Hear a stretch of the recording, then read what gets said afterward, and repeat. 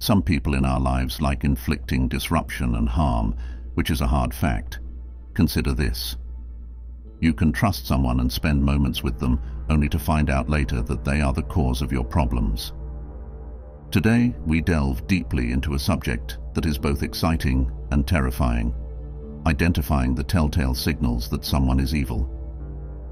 These people can be masters of deception, concealing their actual selves behind charm and charisma, whether they be friends, co-workers, or even family. We're not merely investigating this sinister aspect of human nature now out of curiosity. It can change your life to recognize these indicators.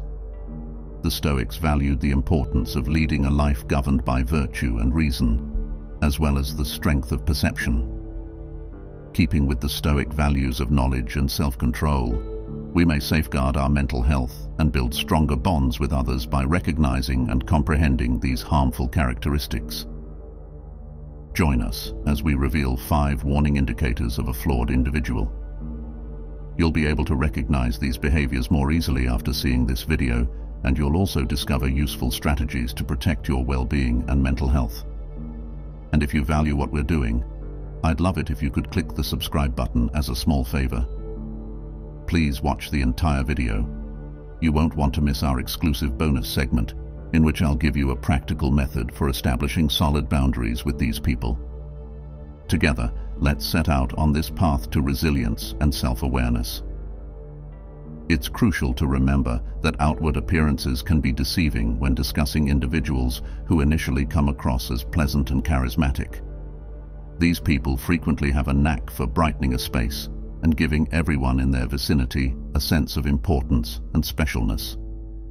They have the perfect words to make you feel like you've just met your new best friend. At first, they appear to be the ideal person, entertaining, funny, and apparently engaged in your life.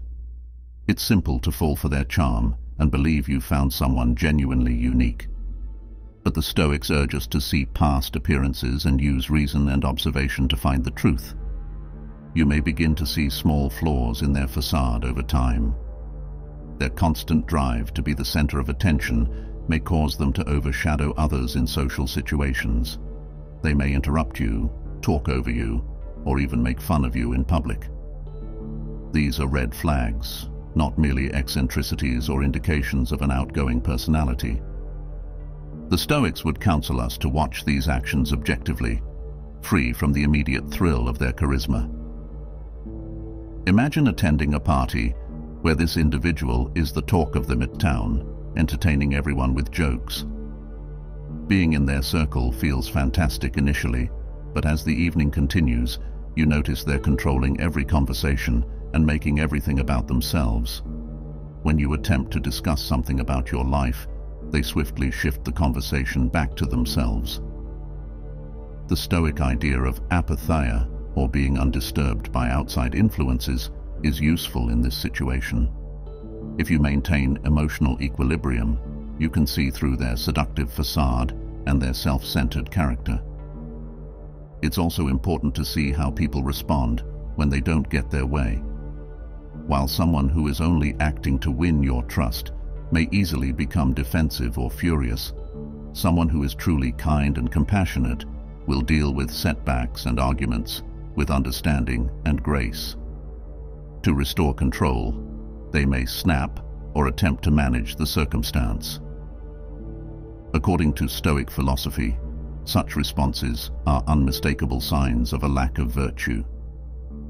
Marcus Aurelius said people who exhibit signals of rage and manipulation should be avoided because these are not characteristics of a good and reasonable person. Here, it's important to take your time and follow your gut. The Stoics valued the ability to observe and the necessity of delaying snap decisions based on impressions. According to Epictetus, we should carefully consider the nature of the people we invite into our inner circle. Therefore, allow yourself time to examine someone's behavior if it seems too good to be true. Observe their behavior over time, particularly when they believe no one is looking. When someone isn't attempting to impress anyone, their true nature comes out in their actions. Keep in mind that not everyone who exudes charm and charisma is acting with good motives. Some people manipulate others by using their charm. By maintaining your composure and awareness, you can guard against falling for a false front. If you adhere to the Stoic values of judgment and wisdom, you'll be more capable of handling these challenging social situations. Another important symptom to look out for is a lack of empathy. Empathy is the capacity to comprehend and experience another person's emotions. It enables us to build genuine relationships, provide help when required, and establish deep connections with others around us. Some people, nevertheless, appear to be devoid of this fundamental human quality. Those around them may suffer greatly as a result of their disregard for the consequences of their words and deeds. Compassion and understanding were considered essential virtues by the Stoics. Marcus Aurelius frequently discussed the interdependence of all people and the necessity of considering the welfare of others as a component of our own. Therefore, it's a major warning sign when we encounter someone who clearly doesn't care about other people's sentiments. Imagine confiding in a friend about something really intimate in the hopes that they will understand or offer some consolation. They dismiss your emotions or even make fun of your weakness, rather than demonstrating any real concern. As a result of this lack of empathy, you may feel alone and misinterpreted. They fail to support you at difficult times and often fail to celebrate your victories or share in your happiness. An insensitive person won't applaud your accomplishments. They may downplay them or claim the credit themselves. Personal interactions are not the only context in which this behavior occurs. Think about a manager who doesn't care about their workers' well-being and pushes them to the limit. They may disregard requests for leave, demand lengthy hours without just compensation, or openly criticize staff members in a way that is intended to degrade rather than to provide guidance. This leads to a poisonous workplace where employees feel anxious and underappreciated. Since others' lack of empathy is a reflection of their character rather than ours, the Stoics would counsel us to preserve our inner serenity and integrity in such circumstances. Moreover, a lack of empathy might result in darker actions. Individuals who lack empathy may act in blatantly harsh ways or without any sorrow or sense of guilt. Without considering the suffering they are causing, they may cheat, lie, or even hurt someone physically. Seneca, a Stoic philosopher, taught that our deeds should always reflect our inner virtue and stressed the value of kindness and fairness. A person is essentially cut off from these ideals when they lack empathy. Smaller daily exchanges also show a lack of empathy. For instance, you may observe that someone is uninterested in what other people are saying, frequently interrupts talks to talk about themselves, or refuses to assist when assistance is obviously needed. These may initially appear to be small irritations, but they accumulate into a pattern of conduct that indicates a more serious problem. The Stoics would advise us to be perceptive and wise, realizing that these minor clues reveal a person's nature. It's critical to establish limits with someone who continuously lacks empathy to safeguard one's own mental and emotional well-being. The Stoics held that preserving our own well-being and preventing the negativity of others from upsetting our tranquility was crucial. You have the right to keep your distance from those who deplete your vitality and make you feel bad. Manipulation is another key indicator of a bad individual. When someone controls or influences others to achieve their goals, they are engaging in manipulation. For those who are subjected to it, it is a subtle and frequently pernicious behavior that may be quite harmful. To achieve their goals, manipulators are adept at distorting circumstances, making you doubt reality and compromising your will.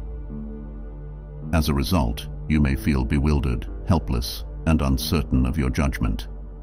Let's consider manipulation from a Stoic standpoint. The Stoics valued the capacity to view things as they really are and to think clearly. They taught that we should maintain our integrity in the face of outside pressures, and that our perceptions should be based on fact. When someone manipulates you, they try to skew reality and obscure your senses, making it hard for you to adhere to these Stoic principles. Gaslighting is a prevalent manipulation technique. In order to make you feel guilty, a manipulator may twist your words and actions, deny that certain events occurred, or attempt to make you question your own memory, perception, or sanity. Let's take an example where you confront a friend about something they said that harmed you. They might even accuse you of being excessively sensitive or forgetting the facts rather than admitting it. Your confidence may be damaged, and you may become dependent on the manipulator's interpretation of events. Playing the victim is another skill that manipulators possess. They could make you feel accountable for their pleasure or well-being, which could guilt-trip you into doing things you don't want to do. It's possible that you have a friend who is always whining about their issues and expects you to drop everything to help them, but they never support you back. "If you were really my friend, you'd do this for me," they would remark, putting pressure on you to comply. The Stoics, particularly Epictetus, stressed the significance of knowing what we can and cannot manage. Only how we react to other people's behavior and feelings is within our control.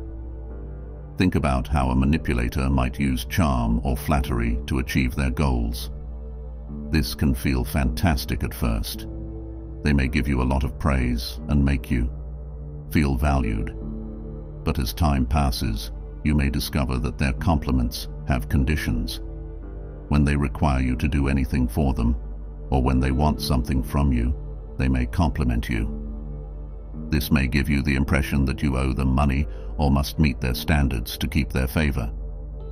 True goodness and self-worth originate from inside, not from the temporary acceptance of others, as the Stoics would remind us. Isolation is another sort of manipulation. A manipulator may attempt to isolate you from your loved ones, increasing your reliance on them. For example, your family doesn't understand you like I do, or your friends don't really care about you. Because you become more dependent on them for approval and support, this strategy makes it simpler for them to manipulate you. Since humans are social creatures who flourish in communities, the Stoics advocated for preserving solid, sustaining bonds with others. Isolation violates these ideals since it reduces our support system and increases our susceptibility to manipulation. Malicious individuals also employ financial manipulation as a strategy. They may take out a loan and never pay it back, or they may manage your money to restrict your freedom. For example, a spouse may insist on handling all of the relationship's finances, requiring you to get their consent before making any purchases. It may be challenging for you to terminate the relationship or declare your independence if you have this financial influence. The Stoics advised us to strive for independence and self-sufficiency to avoid being unduly influenced or governed by others. It might be difficult to identify manipulation for what it is, particularly if you have feelings for the person being manipulated. The Stoics encourage us to see things clearly, act honorably, and be watchful and perceptive. Step back and evaluate the situation impartially if you think someone is manipulating you. Do they constantly put their needs before yours? Do they cause you to doubt yourself or feel guilty? Are they attempting to isolate you from others or exert control over some areas of your life? Establishing clear limits and maintaining your integrity when dealing with manipulators is critical. Express what you will and won't tolerate in a straightforward and forceful manner. Remember that you are entitled to your opinions, feelings, and behavior. The Stoics remind us that although we have no influence over other people's actions, we do have power over our own. By preserving our inner fortitude and clarity, we may defend ourselves against the damaging consequences of manipulation and uphold our moral principles. Controlling behavior is one of the most obvious indicators of a wicked person. It refers to someone who tries to control every part of your life, leaving little space for your own independence and choices. It's about more than just preferences or peculiarities. Controlling people frequently pass off their actions as caring or concern, but their true motivation is power and control. This conduct would be viewed by the Stoics, who cherished individual liberty and self-discipline, as essentially at odds with leading a moral life. There are numerous ways in which controlling behavior might appear. For example, you may have a friend who is inflexible about deciding where you go and what you do with them. Although it may appear innocuous at first, you gradually come to understand that your choices and viewpoints are routinely disregarded or superseded. They may claim, "I know what's best for us," or "just listening to me will make you have more fun." This is about one person imposing their will on another, not about both parties making decisions together. Controlling behavior can become even more harmful in partnerships. Your partner may keep tabs on your whereabouts, insist on regular reporting on your actions, and even restrict who you are allowed to visit. They may search your phone, go through your texts, or demand to know all of your passwords. You may feel confined and uneasy as a result of this type of monitoring and micromanagement, always having to tread carefully to avoid confrontation. The Stoics, especially Epictetus, stress the need to preserve your inner independence and self-determination in the face of outside influences. Financial manipulation is another way to exert control. A domineering spouse or relative may make all economic decisions, allocating funds as they see fit and maintaining your financial reliance. They may respond with, "I handle the money because you're not good with finances," or even, "It's easier if I just take care of everything." As a result, you may lose your financial freedom, and it may become challenging to terminate the relationship or stand up for your rights. The Stoics saw financial control as a kind of servitude that needed to be fought, and they promoted self-reliance and prudent resource management. Isolation is another manifestation of dominating behavior. Claiming to be the only one who genuinely knows or cares about you, a controlling person may attempt to isolate you from friends and family. They may be critical of your loved ones, saying things like, "Your family is toxic," or "Your friends don't really care about you." You may become increasingly alone over time, depending only on the controlling person for company and support. The Stoics view isolation as harmful to one's well-being and personal development, and they value community and supporting ties. In order to keep their position of authority, controlling people frequently resort to intimidation and threats. If you don't follow their instructions, they may threaten to hurt you, abandon you, or even damage themselves. This fosters a climate of fear and anxiety that makes it challenging to think properly or make the best choices for yourself. Seneca and other Stoics advised us to confront our fears and resist the urge to be subdued by others. Regaining our own authority and resisting such attacks are the hallmarks of true courage and wisdom. It's critical to recognize that controlling behavior aims to undermine one's capacity to make one's own decisions and lead one's own life. It goes beyond simply wanting things done in a specific manner. The Stoics would counsel us to see these actions as an assault on our independence and a breach of our personal liberty. By adhering to our principles and preserving our inner fortitude, we may fend off the influence of domineering people and recover our freedom.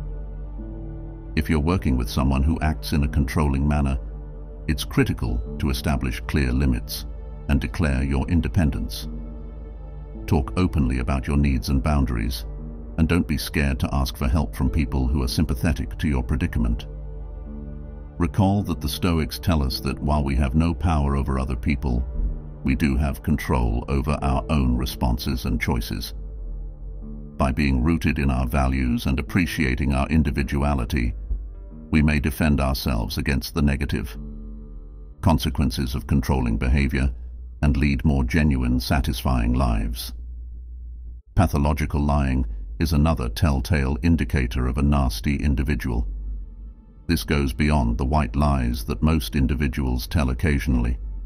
People who are pathological liars lie all the time, frequently for no apparent reason. They make up stories, change facts, and warp reality to fit themselves or gain an advantage. Relationships can suffer significantly from this behavior since it undermines trust and weaves a web of dishonesty that is hard to unravel. Pathological lying is another telltale indicator of a nasty individual. This goes beyond the white lies that most individuals tell occasionally. People who are pathological liars lie all the time, frequently for no apparent reason. They make up stories, change facts, and warp reality to fit themselves or gain an advantage. Relationships can suffer significantly from this behavior since it undermines trust and weaves a web of dishonesty that is hard to unravel. Integrity and truth were the most important things to the Stoics. They held that being dishonest was a basic violation of one's character and that leading a moral life was based on honesty. Marcus Aurelius strongly emphasized living in harmony with nature, which entails coordinating our deeds with logic and truth. Pathological liars are living in stark contrast to these ideals, fabricating a world that serves their own interests. The manifestations of pathological lying are numerous. Small, seemingly innocuous lies, such as exaggerating a tale to make oneself appear better or more interesting, could be the first step. These lies have the potential to worsen over time, concealing errors or transgressions and controlling others to further their own agendas. To win pity or admiration, they may fabricate tales about their history or fraudulently claim credit for the work of others. You can never be certain of what is genuine and what is made up because of this persistent dishonesty which distorts reality. Think about how a pathological liar could behave at work. They could fabricate rumors about co-workers, inflate their contributions to projects, or lie about their credentials to undermine them. This can lead to a poisonous atmosphere where individuals are always on edge and unsure of whom to trust. The Stoics would counsel us to uphold our own moral principles and not let the dishonest behavior of others influence us. Epictetus advised us to ignore the dishonesty of others around us and concentrate on what we can control, such as our thoughts and deeds. Pathological lying can be considerably more damaging in interpersonal relationships. Consider being in a relationship with someone who is constantly lying about their feelings, where they are, or their history. You may have feelings of insecurity, anxiety, and persistent self-doubt as a result of this behavior. You may question your recollection or intuition, which is just what the liar wants. In order to keep you off balance and preserve control, they thrive on causing uncertainty and confusion. The Stoics would advise us to follow our own instincts and not let other people's manipulations influence us. Seneca taught us that genuine calm originates within, and that we shouldn't let other people's dishonesty disrupt our inner serenity. The fact that pathological lying is frequently hard to identify makes it one of its most pernicious features.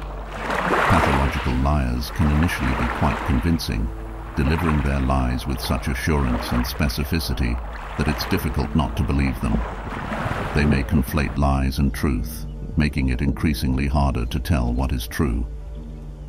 The Stoic idea of alertness is applicable in this situation. We must continue to be perceptive and analytical, not accepting anything at face value, but instead looking for the truth via thorough analysis and supporting data. Observe how someone responds when you expose their deception.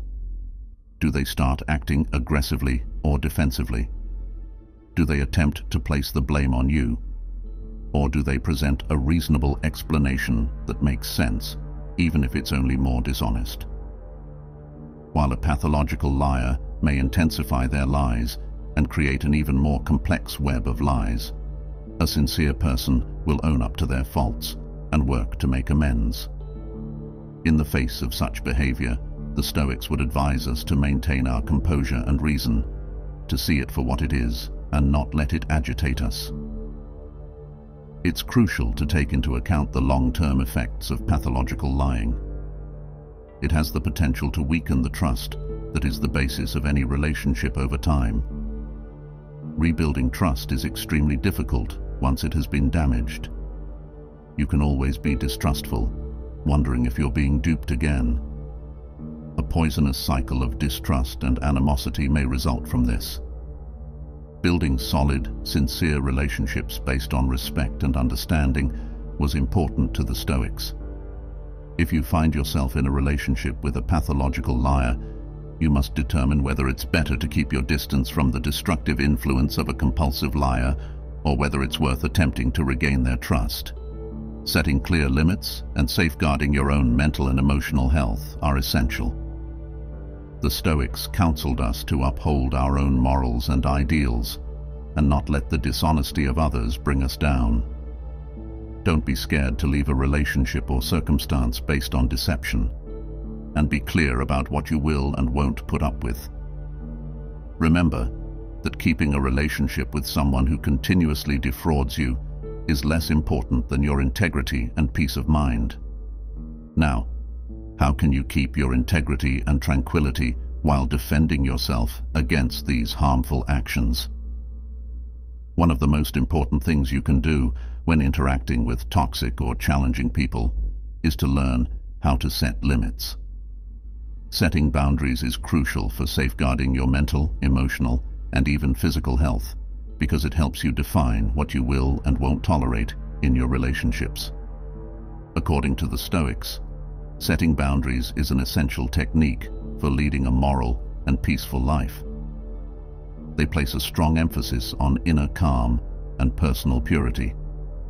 Above all, it's critical to understand that establishing boundaries is about respecting yourself and ensuring that others respect you, not being cruel or harsh. The Stoics held that living following our actual nature and having self-respect were crucial.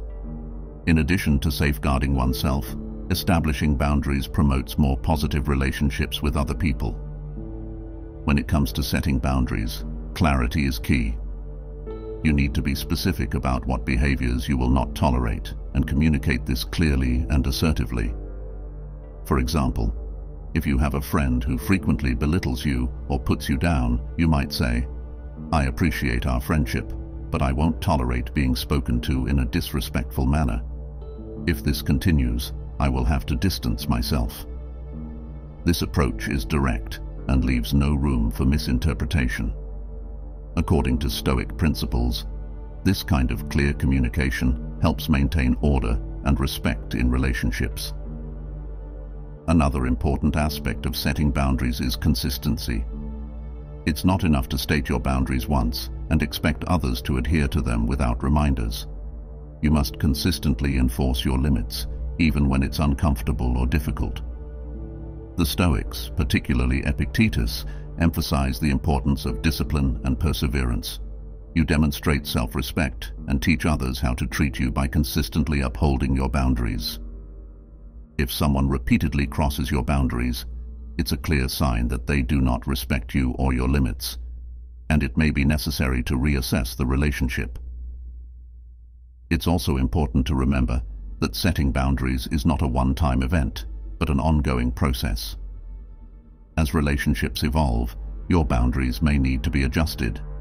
For instance, in a work environment, you might need to set boundaries around your availability and workload to prevent burnout.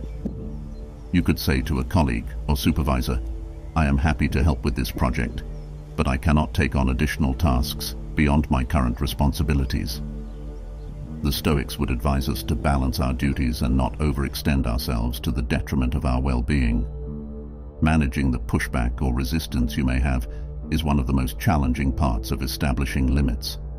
Your newfound assertiveness may not sit well with people used to getting their way, particularly those with manipulative or controlling tendencies. They may respond with rage, guilt-tripping, or even an effort to make you doubt yourself. When faced with such difficulties, the Stoics urge us to maintain our composure and resolve. Marcus Aurelius wrote about the value of remaining calm and unaffected by other people's unpleasant feelings. Maintain your composure in the face of opposition and remind yourself that setting and maintaining boundaries is essential to your health. Setting boundaries might occasionally require tough choices, like separating from specific people or ending poisonous or damaging relationships. Although it may be an unpleasant process, maintaining your mental and emotional well-being depends on it. The Stoics would remind us that our own virtue and welfare are our first priorities. Seneca frequently discussed the value of carefully selecting our relationships, acknowledging that the people we surround ourselves with greatly influence our happiness and character. You can make a strong statement about your dedication to leading a moral life and your sense of self-worth by separating yourself from people who constantly transgress your boundaries. Asking for guidance from others when establishing boundaries is also beneficial. This could be discussing your experiences with a therapist, family member, or trusted friend in order to gain their support and advice. Sharing your boundary-setting setbacks and victories might help you gain critical perspective and fortify your determination. Community and the support of like-minded people were essential to the Stoics. Marcus Aurelius frequently thought about how intertwined all people are and how crucial it is to help one another. You can find the strength to preserve your well-being and set and enforce boundaries by relying on your support system. Furthermore, self-care is essential for establishing and upholding limits. This entails taking care of your physical and emotional well-being, taking time for yourself, and partaking in enjoyable and soothing activities. According to the Stoics, self-care is a fundamental component of a moral existence. For instance, Epictetus highlighted the importance of taking care of our own health in order to properly serve others and carry out our duties. Making self-care a priority helps spread the word that your health matters and should be protected. Keep in mind that establishing limits is a sign of self-love and self-respect. It's about valuing yourself and not letting other people make you less valuable. The Stoics taught us that our integrity and deeds, not outside influences, define our value. You are living in accordance with these principles and cultivating a life of serenity, virtue, and resilience by establishing and upholding boundaries. Never forget that your integrity and tranquility are valuable, regardless of who attempts to compromise them. Establishing boundaries is a statement of your value and dedication to leading a moral life, not only a defensive tactic.